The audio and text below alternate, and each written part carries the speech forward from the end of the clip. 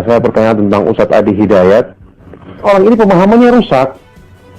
Tidak direkomendasikan oleh para ustadz yang telah meneliti tentang ceramah-ceramahnya. Yang jelas, masalah menghafal nomor ayat atau menghafal nomor hadis itu para ulama tidak pernah melakukannya. Apakah? Oke, jangan. Allahu Akbar. Anda Nabi bukan, Rasul bukan, surga belum jelas, amalan berantakan, hisab menegangkan. Ya berdakwah kepada saya yang bukan Firaun. Saya nggak pernah bunuh orang sampai sekarang. Mabuk nggak pernah, apalagi ngaku Tuhan. Terus tiba-tiba Anda mencela saya, Anda siapa? Bismillahirrahmanirrahim.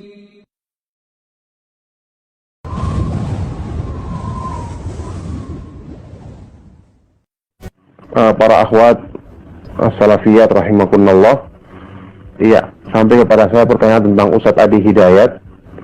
Ya, para ustadz salafi, ustadz sunnah telah mempelajari orang-orang yang muncul dan dinisbatkan sebagai penceramah atau dai, ya, Adi Hidayat dan yang lainnya, diantaranya ustadz kita yang membahasnya di grup ustadz, ya, Ustadz Badrul Salam, Ustadz Zainal Abidin, saya sendiri, dan Ustadz Ahmad Zainuddin, ya, dan para ustadz yang lain yang punya grup, termasuk Ustadz Abu Haidar, ya, dan yang lainnya, Habibullah. Dan orang ini dinyatakan manhajnya bermasalah. Bukan dilihat dari kemampuan dia, katanya menghafal Al-Quran dengan ayatnya, atau menghafal hadis dengan nomor-nomornya. Kalau cuma sekedar itu gampang dilakukan, karena sekarang di komputer semua ada. Cuma saya perlu sampaikan, Syekh bin Baz rahimahullah ta'ala, ya, ulama besar, Syekh Al-Albani rahimahullah ta'ala, Syekh Abdul Muhsin Al-Abbad, Syekh Ibnu Utsaimin, ketika menyebutkan Al-Quran tidak pernah menyebutkan nomor ayat, karena mereka hafal semua Al-Quran. Adapun kalau hadis dihafal, itu rata-rata para ulama tidak menyebutkan nomor, karena mereka sudah tahu ini ada dalam Sahih Bukhari, ini dalam Sahih Muslim. Apakah orang ini lebih hebat daripada Syekh bin Baz? Ya, lihat tulisan ceramah-ceramah Syekh Utsaimin. Mereka tidak pernah menyebutkan nomor ayat ketika menyampaikan ceramah.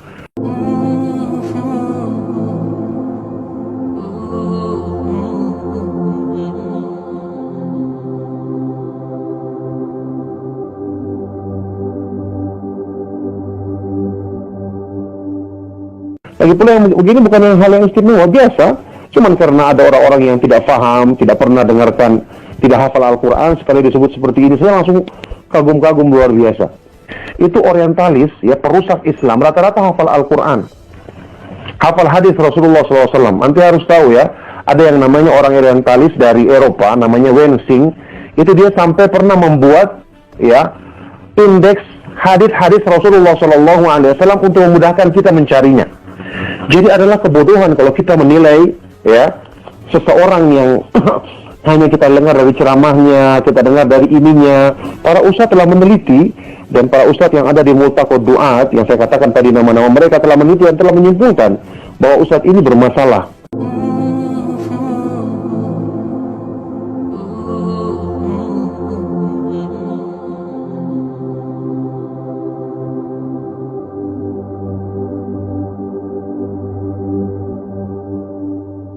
Bulannya Allah, syahrullah, banyak istighfar.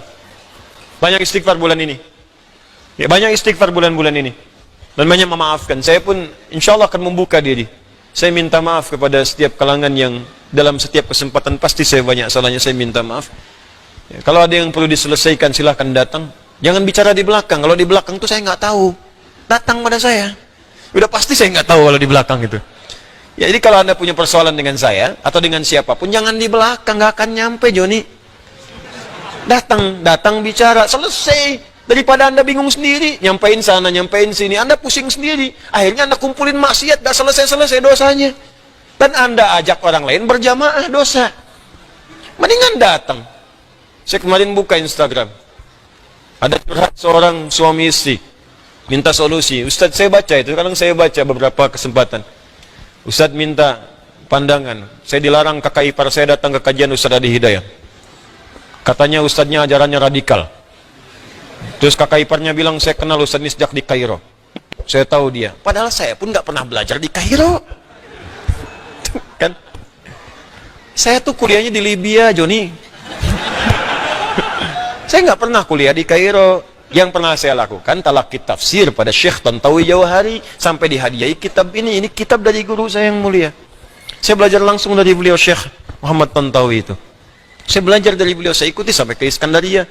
Yang tahu saya di situ cuma 3 orang. Ya, tiga-tiganya sahabat saya, Sandi Rizki, ya, kemudian Biogen Akbar, Ikhwan Nugraha, itu teman-teman saya semua. Tambah satu, saya Hafid, orang Afghanistan, yang pakar hadis, sampai saya dihadiahi bagan hadis beliau yang merangkum kurikulum di sana. Ya, Anda bayangin saya aja diundang ke Al-Azhar, ketemu Syekh Al-Azhar, teman-teman saya Syekh Al-Azhar, teman-temannya udah kumpul di sini. Saya sahabatan sama alumni Al-Azhar. Orang Al-Azhar ngundang saya, ngundang ceramah di sana, saya Al-Azhar juga mau ketemu.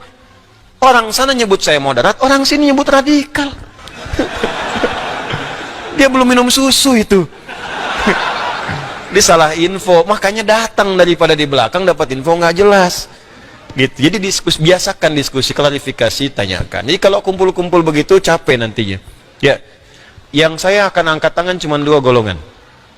Saya serahkan hisabnya kepada Allah. Satu yang menyebut saya pelaku bid'ah. Itu saya serahkan hisabnya kepada Allah kalau dia tidak bertobat. Karena itu berat di hadapan Allah. Karena pelaku bid'ah tidak akan berjumpa dengan Rasulullah SAW. Saya mimpi sudah ketemu.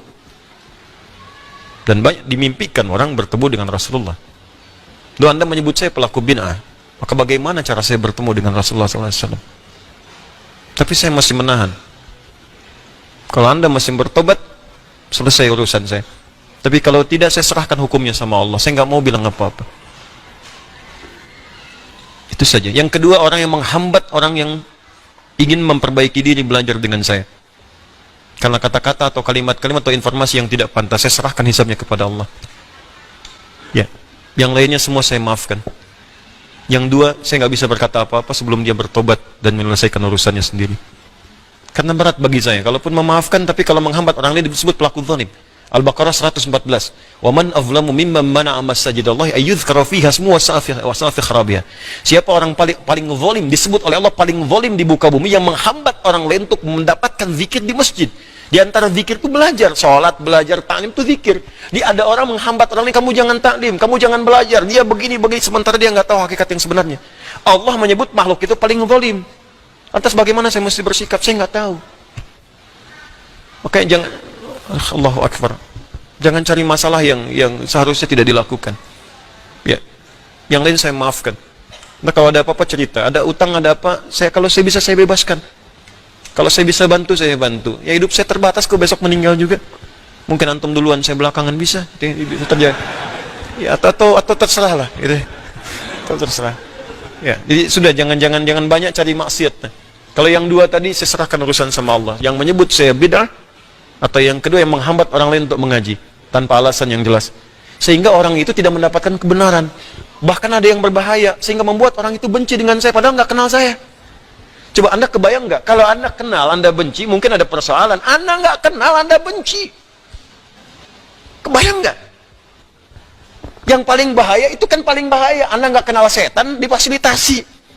Anda nggak kenal saya, dibenci. Kan perbedaannya jauh. Bayangkan Nabi Musa saja, Nabi, Rasul, ya, kenal Fir'aun, makhluk paling zalim. Fir'aun tuh ustad bukan, ngaku Tuhan, hobi bunuh orang. Diperintahkan Musa berdakwah kepada Fir'aun, berkata dengan lembut, faqula lahu qawlan layyina. Anda Nabi bukan, Rasul bukan, surga belum jelas, amalan berantakan, hisab menegangkan. Ya, berdakwah kepada saya yang bukan Fir'aun. Saya nggak pernah bunuh orang sampai sekarang. Mabuk nggak pernah, apalagi ngaku Tuhan. Terus tiba-tiba Anda mencela saya, Anda siapa? Termasuk saya pun demikian, kita sama-sama perbaiki diri. Tapi poinnya adalah kita akan wafat, itu aja. Kita akan wafat. Ya, kita akan wafat. Bismillahirrahmanirrahim.